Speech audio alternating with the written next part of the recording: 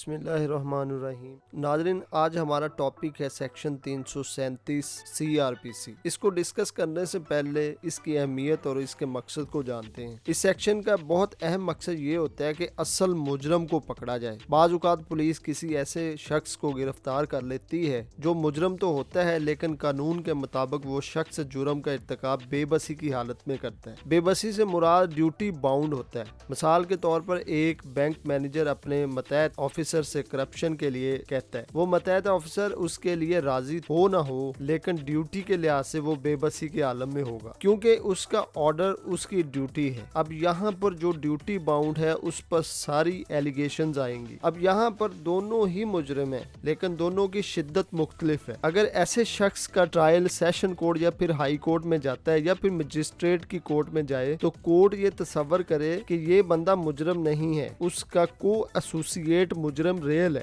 اب court rail accused کو پکڑنے کے لیے اس پر کچھ کنڈیشن اپلائی کرے گی۔ وہ کنڈیشن یہ ہے کہ اگر تم اس شخص کے خلاف گواہی دو گے تو تمہیں معاف کر دیا جائے گا۔ یہ سیکشن رول آف لا کی اپلیکیشن کو ظاہر کرتی ہے کہ ہر انسان انڈر دا لا ہے، کوئی بڑا چھوٹا امیر غریب تصور نہیں کیا جاتا، سب برابر کے شریک ہیں وغیرہ وغیرہ۔ اس سیکشن کا مقصد یہ ہے کہ ملزم سے وعدہ کیا جائے کہ اگر تم اس شخص کے خلاف گواہی دو گے جو اصلیت پر مبنی ہے تو تمہیں معاف کر دیا جائے گا، تم پر جتنی بھی ایلیگیشنز ہیں وہ ہٹا دی جائیں گی، یعنی اس شخص کو مقدمہ میں یا مقدمہ کے بعد کسی بھی قسم کی سزا نہیں دی جائے گی، یعنی ایسے خوف سے مکمل طور پر نجات دلانا ہے۔ یہ سیکشن ملزم اور سرکار کے درمیان ایک قسم کا معاہدہ ہوتا ہے، یعنی وعدہ معافی کا مقصد ملزم کو آزاد کر دینا ہے موجودہ اور مستقبل کی سزا کے لیے۔ یہ سیکشن تب اپلائی ہوگی جب ملزم کو ایسوسیٹ کے خلاف گواہی دینے کے لیے رضامند ہو۔ اب سرکار کی طرف سے اس ملزم پر جو شرائط لگائی جائیں گی وہ کیا ہیں؟ سرکار کو یہ اختیار تو ہے لیکن شرائط ایسی ہوں گی جو قانون کی پاسداری کریں،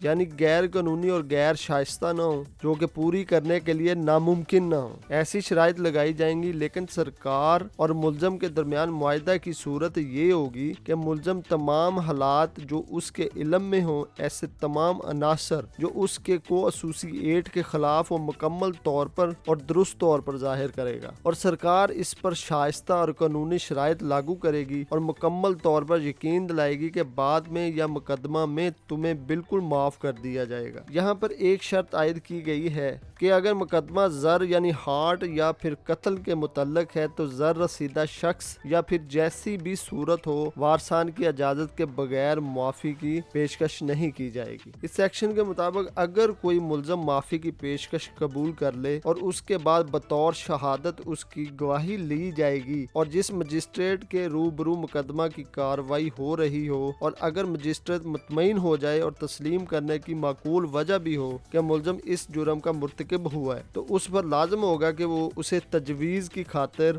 سیشن کورٹ یا عدالت عالیہ کے سپرد کرتے۔ اس سیکشن کے مطابق کن کیسوں میں معافی کی پیشکش کی جا سکتی ہے؟ نمبر 1 ہے ایسے جرائم جو ہائی کورٹ اور سیشن کورٹ میں زیر سماعت ہوں۔ نمبر 2 تعزیرات پاکستان کی دفعہ 211 کے تحت ایسی سزائیں جن کی میعاد 7 سال تک ہوں، ان میں معافی کی پیشکش کی جا سکتی ہے۔ اس کے علاوہ سیکشن 216A 369 435 477A 401 یا پھر ایسی سزائیں جن کی قید 10 سال تک ہوتی ہے۔ اس کے علاوہ کون سی معافی کی پیشکش کر سکتا ہے؟ اس میں ڈسٹرکٹ مجسٹریٹ اپنے کیس کی انکوائری، تحقیق اور ٹرائل کے دوران دے سکتا ہے۔ ڈسٹرکٹ مجسٹریٹ صوبائی حکومت کی مشاورت سے بھی معافی کی پیشکش کر سکتا ہے۔ اس کے علاوہ سیکشن 338 کے مطابق سیشن کورٹ اور ہائی کورٹ اپنے ٹرائل کے دوران یا فیصلہ آنے سے پہلے معافی کی پیشکش کر سکتے ہیں ملزم سے۔ معافی کی شرائط کیا ہوتی ہیں؟ قانون کا تقاضا ہے کہ وعدہ معاف گواہ توڑی موڑی اور نامکمل شہادت نہ دے